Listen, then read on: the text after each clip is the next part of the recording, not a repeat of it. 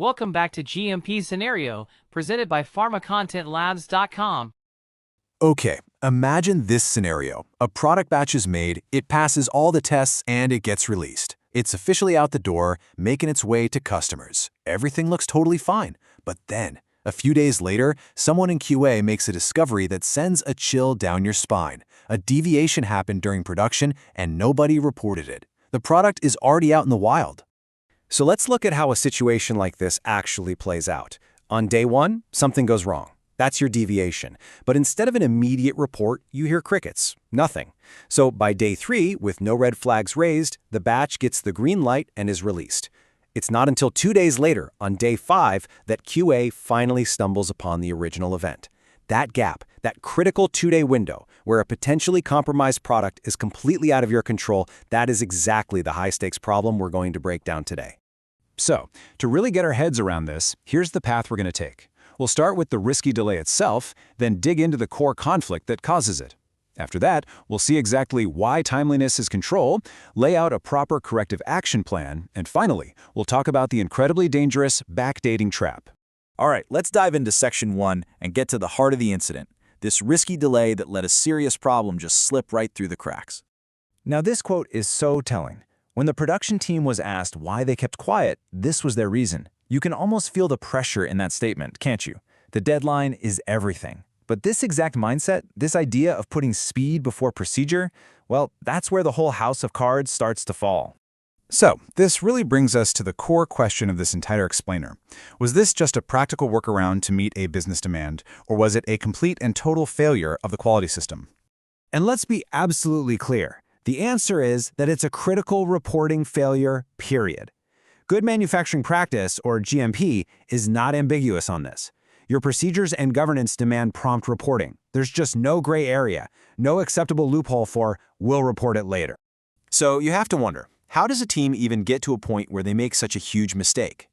Well, it usually comes from a fundamental tension you see in almost any manufacturing environment, that core conflict between speed and control. And this slide just lays it out perfectly. From the production team's point of view, the #1 goal is speed, get that product shipped on time. But from the governance or quality point of view, the top priority is control, making sure every single step is documented and verified as it happens. When those two goals are out of sync, failures like this aren't just possible, they're pretty much inevitable. But, why is this delay such a big deal? What are the actual real-world consequences? Well, that brings us right into our third section, understanding why timeliness really is control and looking at the cascading consequences of a delay. The fallout from a late report is just immense, and it snowballs. First off, it delays containment, right? So potentially bad products keeps moving down the line. It also delays the impact assessment. You can't possibly analyze a problem that you don't officially know exists. And that delay directly increases patient and recall risk, which is the absolute worst-case scenario for everyone.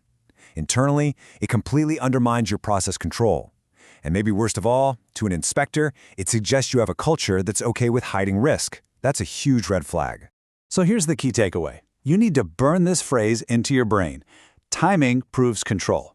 To a regulator, how quickly you report a deviation is a direct reflection of how healthy your quality system is. A delay doesn't just look a little sloppy. It tells them you've lost fundamental control over your own processes. Okay, so we know what went wrong, and we know why it's so incredibly serious. So now, let's talk about the right way to handle it. Welcome to Section 4, the Corrective Action Plan. This is all about fixing the actual failure, not just filling out a form.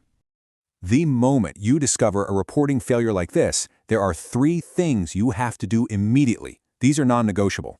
Step 1. Document the true time of the event. Be honest, be accurate. Step 2. Contain the product. Whatever you can still control, you lock it down. Stop distribution now. And step 3, and this is so important, is to investigate the why. And I don't just mean the original deviation. You must do a root cause analysis on the reporting delay itself. Why didn't we report this on time?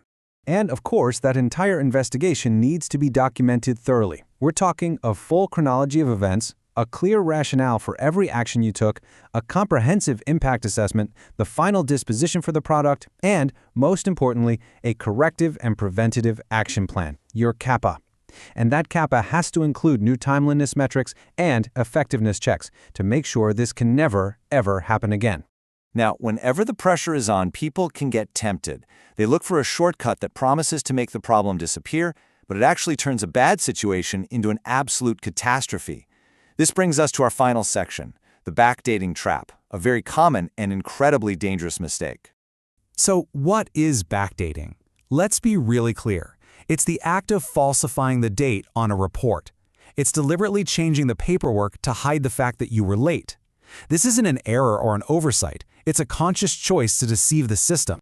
And look, if that temptation ever crosses your mind, I want you to remember this slide. Inspectors always check for this. They are experts at it. They cross-reference timestamps between batch records, electronic logs, lab data, you name it. They will find it.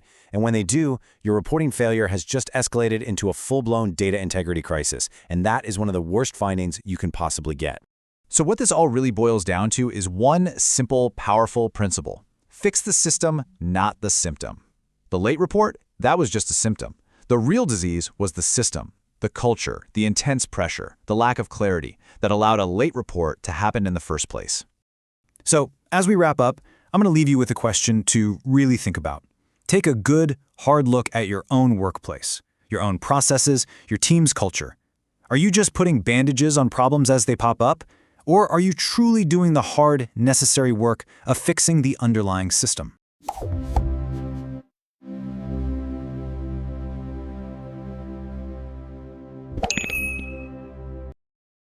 Thank you for watching. If this helped, like and subscribe. More GMP scenarios coming.